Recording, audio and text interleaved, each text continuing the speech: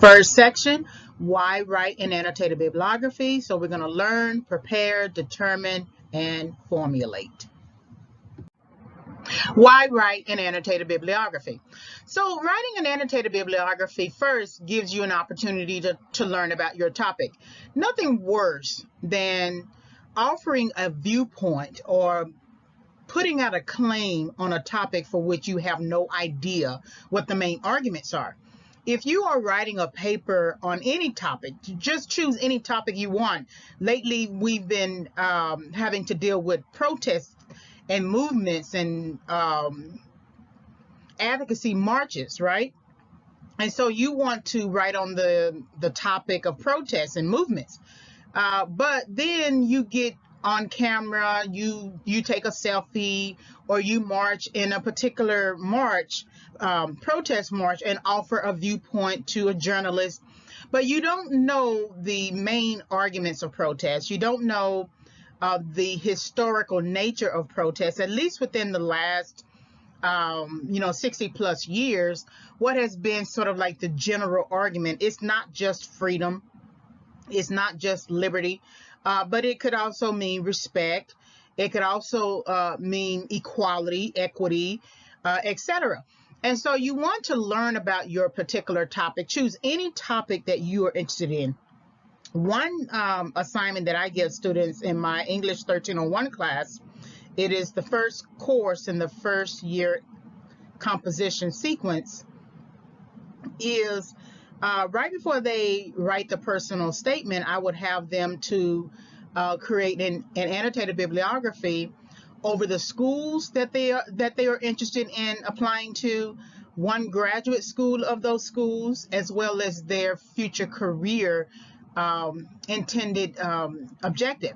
And so that gives them an opportunity to learn about the topic being them. And if you are not interested in researching you and researching what you want to do and where you want to take yourself, you'd be hard pressed to be interested in researching anything academically. So learning about your topic is very important. It's going to require patience. It's going to require a little bit of tolerance. It's going to require you taking the time to read beyond just mere skimming. So learn about your topic. This will also help you to prepare for a research project. So you don't always know where you want to take your research, but you can go to the library, pull some books off the bookshelf after researching the catalog online or using their database, and just get a sense of the types of sources that support that particular topic or oppose that particular topic, because then you would need to know what your position is, right? If you were wanting to attend a particular college, you would need to know all of the supporting arguments of that college and all of the opposing arguments of that college. And then to focus your research, if you are interested in athletics, you would want to know all of the data surrounding that particular athletic program and what that athletic program offers you. So then if you are presented with a counter argument from, say, an enemy school, then you would have all of the tools necessary to support your own claim.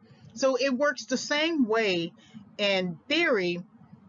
In terms of a particular topic, you are wanting to argue a particular point in your paper, right, in your future paper, and you may not know what that point is, but preparing for a research project by conducting an annotated bibliography will help you to know where you stand.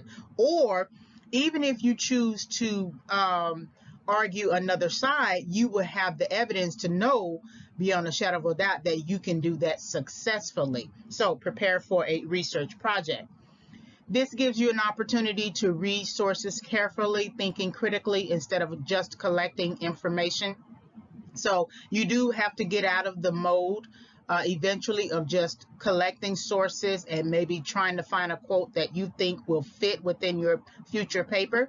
Eventually, you're going to have to think critically about those sources. One argument is one thing about a particular topic, and then another argument is another thing about a particular topic. Which argument do you choose to argue? or which point do you choose to use as an opposing point? And the only way that you're going to know the arguments and counter arguments and evidence and rebuttals, which are the elements of building an argument, is if you actually read the source. And you want to pace yourself. You don't want to wait to the very last minute to create the annotated bibliography, because it's going to take some time to read, especially when your source may be 200 plus pages, right, depending upon the research project.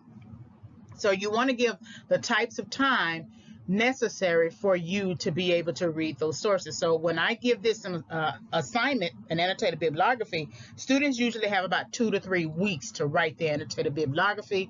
I go through a whole lecture series. We do in-class activities, right, concerning the topic. And then they have basically written parts of their paper in creating the annotations for each bibliography entry. And that's important too, if you think about it like that, that if you do an annotated bibliography, it gives you an opportunity to create some of the content that you can later integrate into your paper. So read sources carefully, thinking critically instead of just collecting information. Also see what has been written in the field. You will often see this. You may not see this now as an undergraduate student, but when you get to graduate studies, or you are out of school and you are a professional in the field, nothing worse than attending a conference and giving a seminar or a workshop on ideals that have already been proven, especially those types of ideals that have already been recorded in some sort of journal, that have made their way into the classroom now, and have been challenged and changed and rebutted and revised, etc. So you have to know then what has been written in the field, meaning your topic is X. How many years has X been explored through scholarship, through teaching practices, through policy making, legislative making, in terms of academic? And so then when you are wanting to know what has been written in the field, meaning what are the arguments already surrounding that particular topic? So you have this topic, all dogs are nice. Then how many scholars have written on that particular topic? All dogs are nice, right? Then the other topic that could correspond to the main topic is based on a condition. So all dogs are nice if they lick your face. Well, that's conditional. They are only nice if they lick your face. Then who and what and where and when and how has supported that particular claim that offers a condition? And so once you understand the different arguments, who is arguing what, which scholar, which organization, which legislative body, once you understand that, then you can determine where your research might fit. So are you wanting your research to fit within the 25-year time span, or are you going to create the type of research that's going to become the 26th year, that's going to form the 26th year? You always have to explore the classic arguments on a topic. You are not an entity unto yourself. So whenever you write a paper or just research a particular topic, you always research the canon. You research the arguments on that topic, right? And then you determine if part of your argument is going to support what has already been written in the field, or if you're going to now create a new hypothesis, which would support the idea that you are determining where your research might fit. And that's very important, because only in the sciences can you really replicate research as some kind of privilege, or I say license, and then look at the results to see if your hypothesis supports that existing hypothesis. But when you get to arts and humanities, you have to support the canon, right? And you have to be careful about inserting new ideas, because the department, the people who hold a doctorate in the field are your gatekeepers. And all professors and practitioners who hold a doctorate in their fields are considered the gatekeepers. So whatever ideas you want to put forward, it has to support existing knowledge, of course, but your new ideas can't be so far removed from the existing knowledge to the point that it is not useful or not meaningful to supporting the current tenets of that particular, discipline. So this helps you to determine where your research might fit. And then lastly, it will help to formulate a thesis. Now, some people already start with a thesis. They already know where they want to take the research or where they want to go with the research. But it does help sometimes, most oftentimes really, to go through the process of creating the annotated bibliography in all these areas that you see here, to then look at your thesis and see if it's actually going to work. You may have to revise your thesis. You may have to come up with a whole different thesis, right?